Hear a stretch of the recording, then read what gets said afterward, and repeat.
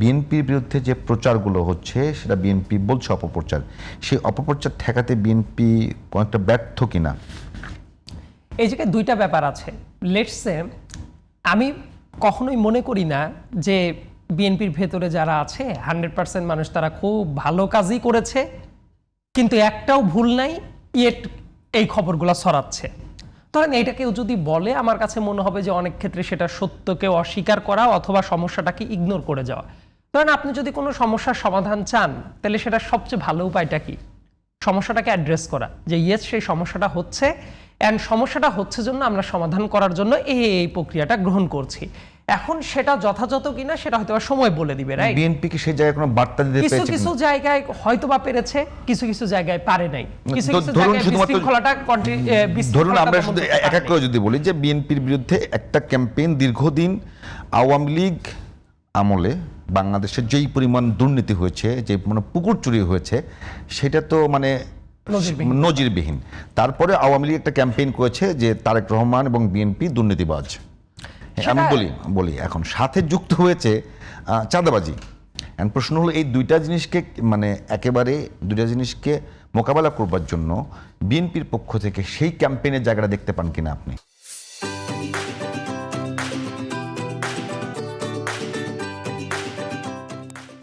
আমার কাছে যেটা মনে হয় যে দেখেন, বর্তমানে ইনফরমেশন ফ্লোটা এত কুইক হয়ে যাইতে পারে, আপনি সেটাকে আসলে অবরুদ্ধ করে রাখার যে পরিকল্পনাটা করবেন সেটা করা উচিত না। বরং অনেক ক্ষেত্রে কি হয়েছে আমার কাছে যেটা মনে হয় যে বিএনপিকে এইগুলা ডিফেন্সিভ মোডে গিয়ে প্লে করতে হয়েছে।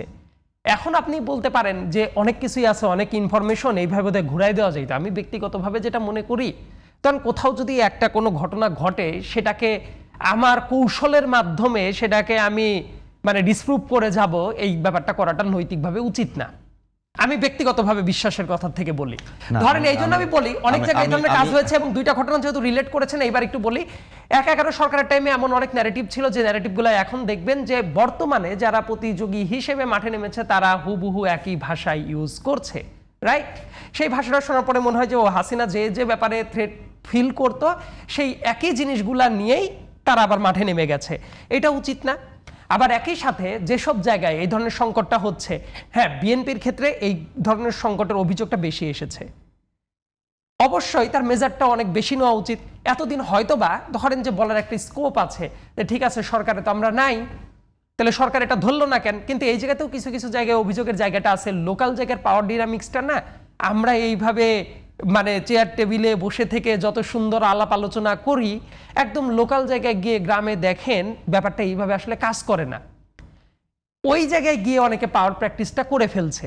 সো এইটাকে ট্যাকেল করা বিএনপির জন্য একটা বড় চ্যালেঞ্জ হবে এবং আমি মনে করি সামনের দিনে শুধু ইনফরমেশন ফ্লোটাকে কিভাবে কাউন্টার করা ব্যাপারটা এটা না, যাতে করে এই যে দীর্ঘদিন ধরে পাওয়ার স্ট্রাকচারের বাইরে থাকার কারণে, নিপীড়িত হওয়ার কারণে হঠাৎ করে এসে যখন ভ্যাকুম পেয়ে গেছে বিভিন্ন জায়গা, তারা মনে করছে ও এইবার আমাকে দেখে কে। কিন্তু এই জায়গাতেই আমার কাছে মনে হয় জিয়াউর রহমান সাহেব যেটা করেছিলেন, ডিসিপ্লিন ঠিক করার জন্য খুব হার্ড লাইনে চলে গিয়েছিলেন।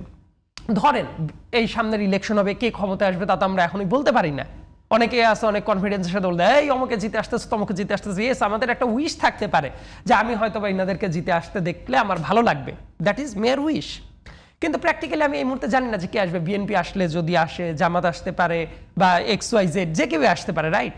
সো যদি বিএনপি আসে, তারপরে বিএনপির সবার আগে যে কাজটা হবে যে দলের কর্মী, লেটস একজন দলের কর্মী কিন্তু সে জেনুইন একটা অপকর্ম করলো, সেই ব্যাপারটাকে দলীয়ভাবে তো বটেই যে শুধু আপনি বহিষ্কার করলেন এটা কি সলিউশন? উত্তর হইল এইটা একটা বার্তা দিলেন, কিন্তু সেই বার্তাটা ইমপ্লিমেন্টেড তখনই হবে যখন দেখবে যে ও আমার গায়ে একটা দলের সিল আছে, ইয়েট আমি কোনো একটা অপকর্ম করলাম, করার পর আমার তো জেলে যাইতে হচ্ছে, করার পরেও তো আমার বিচারের মুখোমুখি হইতে হচ্ছে না। আমি এই বার্তাটা তো আগ পর্যন্ত ইন্টারনাল। যদি আমি আপনাকে একটু অ্যাড করে দেই যে আমরা আমাদের আলোচনার বিষয় যেহেতু অপপ্রচার ও অপপ্রচার, আমি শুধু বলি 111 এর সরকার বিএনপি নেতাদের বিরুদ্ধে এবং তারেক রহমানের ভয়ঙ্কর অপপ্রচার চলেছে।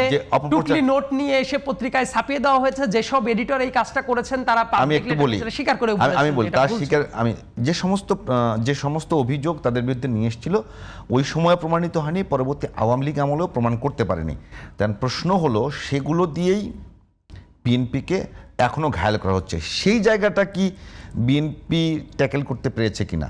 অন্যদিকে আরেকটা প্রশ্ন আমি যদি বলি, সেটা হয়তো ভাইয়ের কাছে করব, মানে শেখ হাসিনা এবং আওয়ামী লীগ এবং অনিল সরকার এই তিনজনের দেয়া যে নাম, সেই নাম দিয়েই মানে জামাতকে যে নাম দিয়েছিল আওয়ামী লীগ সেই নামে মানে জামাতকে ছোট করতো, এখন বিএনপি সেই নামে জামাতকে ছোট করে, অনুরূপভাবে আওয়ামী লীগের দেয়া নাম দিয়েই জামাত বিএনপিকে ছোট করছে। তাহলে এই দুই দলের নিজস্ব কোনো নাম নেই, নিজস্ব কোনো নাম তৈরি করবার সামর্থ্য নাই? সামর্থ্যের জায়গাটা যদি বলেন, এইসব জায়গায় প্রোপাগান্ডার যে উইংগুলা সেটা আসলে খুবই মারাত্মক রূপে যাদের কথা মিন করে বলছেন তাদের খুব ভয়ঙ্কর লেভেলে ছিল, এটা ট্রু। কিন্তু at the end of the day আপনি একটা ব্যাপার ভাবেন, অনেক প্রোপাগান্ডা দিয়ে অনেক কিছু ন্যারেটিভ সেট করে দিন শেষে কি মানুষকে ভুলায় রাখা যায়? সেটা যদি পারতো, অন্তপক্ষে বিএনপি জামাত সেটা যদি পারতো, বিএনপি এখন জামাতকে যে নামে গালি দেয়, জামাত বিএনপিকে যে নামে গালি দেয়, পুরোটাই শেখ হাসিনা আমি তারপরের লাইনে আসছি। তার কারণ কি, এই কনফ্লিক্টটা বাংলাদেশের পলিটিক্যাল কনটেক্সটে নতুন। এর আগে যেহেতু তাদের বিরুদ্ধে মোটামুটি কিছু কিছু জায়গায় একমত হয়ে তারা অ্যালায়েন্স করে রাজনীতিটা করতো, এই জন্য টার্গেট করার তো দরকার হয় নাই। বিএনপির জন্য কিন্তু এটা একটা নতুন চ্যালেঞ্জ যে তার ভোটের মাঠের প্রতিপক্ষ হলো জামাত, মানে out of the box question. জামাতের জন্য এটা প্রতিপক্ষের জায়গাটা হলো যে তাদের প্রথমবারের মতো এই ধরনের যে ফাইট করতেছে বিএনপি, সো তাদের ওই যে গদবাধা কিছু জিনিসের বাইরে গিয়ে তাদের অনেক কিছু ফেস করতে হচ্ছে। এটা দেখলে আমার ভালো লাগতো যে যে ব্যাপারগুলো আসলে পচে যাওয়া জিনিস ছিল সেই ব্যাপারগুলো, লেটসে আপনি ওই হাসিনার যেসব বাজে বাকওয়াস কথাবার্তা ছিল, যেমন দেখবেন মুসলেকা নিয়ে কথাবার্তা বলে, ওবায়দুল কাদের এক গাল হেসে কথা বলতো, হাসিনারা কথা বলতো, সেটা নিয়ে এখন কথাবার্তা হয়। ধরেন আবার ওই টাইমের দুর্নীতির কিছু অভিযোগ যেভাবে তোলা হয়েছে, ইনফ্যাক্ট সেটা যখন প্রমাণও করা যায় নাই, আবার এমনও কাজ ঘটেছে যে যে জাজ জামিন দিয়েছিলেন, আমি একদম নামধাম সহ বলে দিতে পারি, সেই জাজকে দেশ ছাড়া করা হয়েছিল, তার চাকরিটা করা হয় নাই, শুধুমাত্র উনি যে জায়গায় বেল পাওয়ার কথা ছিল তারেক রহমানের সেই বেলটা পেয়ে গিয়েছিলেন। আবার ম্যাডাম খালেদা জিয়ার নামে দেখেন, জাস্ট এইটুকু একটু বলতেই হবে, উদাহরণটা যেহেতু তুলেছেন, ম্যাডাম খালেদা জিয়ার নামে যে অপপ্রচারগুলো চালানো হইতো, তিমের হক মেরে খেয়েছে, অমুক করেছে, তমুক করেছে, এটা কত নিকৃষ্ট মানের কথা ছিল না? কিন্তু দেখবেন ঠিক 5 আগস্টের পরবর্তী সময়েও খালেদা জিয়া মারা যাওয়ার পরে সম্ভবত বহু মানুষ জেনজিরো অনেকেই রিড করার চেষ্টা করেছে, না রে উনি ওই রকম ছিলেন না। কিন্তু দেখেন 5 আগস্টের পরেও খালেদা জিয়াকে নিয়ে কি অকথ্য ভাষায় জেনজিরাই আক্রমণ করেছে না, এই হাসিনাকে তাড়াইছি তার মানে এই না তুমি বাইচে উঠবা, এই তোমার ভ্রু নিয়ে কথাবার্তা, এই আর একজন দেখতেছে, এই কাজগুলো তো হয়েছে। যদি বিশ্বাস না হয় দেখবেন খালেদা জিয়া যেদিন গণ অভ্যুত্থানের অন্য সবার মতো প্রোফাইল পিকচার খালেদা জিয়ার যে পেজটা আছে ওই জায়গা থেকে লাল করা হয়েছিল, ওই জায়গায় অনেক মানুষ যে কমেন্টগুলো করেছিল তারাও দেখবেন খুবই নিকৃষ্ট ভাষা আক্রমণ করেছে হাসিনার ওই শেখায় দেওয়া ব্যাপার থেকে, যে ও হাসিনার মনে হয় যে ম্যাডাম একই জিনিস, কিন্তু দুইটা যে কোনো দিনও একরকম ছিল না, এই ফাইন লাইনটা অনেকে ভুলে যায়। বর্তমান টাইমে ওই কাজগুলো করা হচ্ছে। এই কাজগুলো না করে যদি জেনুইন সমালোচনা অনেক জায়গায় নাই, অবশ্যই আছে, সেই জায়গাটা নিয়েই করা উচিত ছিল।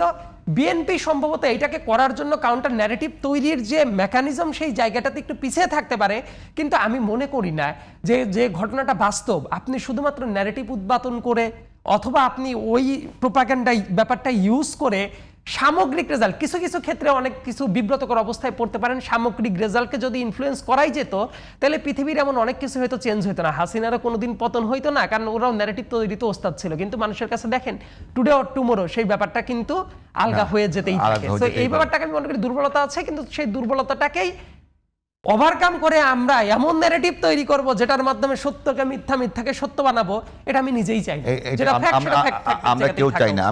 আমি শুধু ডক্টর শিব্বির আহমেদ একটা বিষয় বলি, যে দুর্নীতি 10% খাম্বা, আপনার কাছে কি মনে হয় না যে এই তিনটা বললাম, এই তিনটার কোনোটা যদি সুযোগ থাকতো আওয়ামী লীগ তারেক রহমানের বিরুদ্ধে মানে প্রমাণিত করে ব্যবস্থা নিত না? না ডেফিনেটলি, মানে আপনার সাথে এখানে আমি মানে পুরো যেহেতু ব্যবস্থা নেয়নি, আমি বলি সেই জায়গাটাতে এখন প্রতিপক্ষকে ঘায়াল করবার জন্য ওই আওয়ামী লীগের ভাষাই ধার করে বলতে হবে? না ডেফিনেটলি আমি এটার সাথে একমত না। আমি আপনার সাথে একমত যে এই আওয়ামী লীগ যেসব, আমি এটা আপনার সাথে আরও একদিনও বলেছি যে এবারের নির্বাচনে আমাদের কম্পিটিশনটা হওয়া দরকার পলিসি নিয়ে, যে আমি দেশের কি কল্যাণ করতে চাই, মানুষের জন্য কি নতুন রাজনীতি আমি উপস্থাপন করতে চাই, কি নতুন বন্দোবস্ত আমরা নিয়ে আসছি, সেইটা হচ্ছে এবারকার পলিসি ডিবেটের ইস্যুজ হওয়া দরকার। পুরনো আওয়ামী লীগের সময়ের যেই সব পচা কথাবার্তা বা কজ কথাবার্তা, এইটা এখনকার সময়ে নির্বাচনের মেইন প্রতিপাদ্য হওয়া উচিত না।